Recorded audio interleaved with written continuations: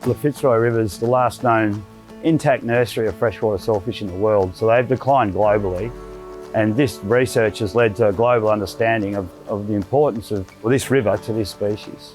The whole goal of our sawfish project, and it has been going for a long time, is to lead to further understanding and ultimate conservation of the species. Sawfish and bull sharks are at the top of the food chain, so anything that's at that apex predator controls the whole ecosystem under it.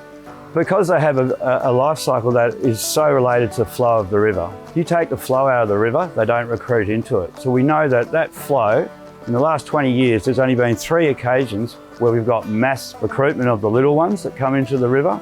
We have no understanding of how many adult females there are, but we do know that the females come back to the river that they were born into to release their pups year after year.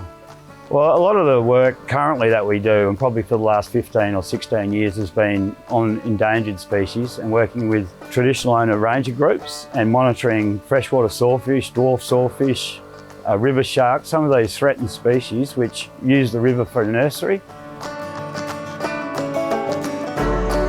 When I started working in the Kimberley, the project was with the Kimberley Land Council and the Kimberley Language Centre. It was funded by the Natural Heritage Trust. So we collaborated on a project to record all the language names of the fishes of the Fitzroy River, so in 5 languages, because people were getting older and languages are dying. Although that was 20 years ago, people still have all the posters in different languages that we produced, and it's led to great friendships, but also building lots of other different projects throughout the last couple of decades.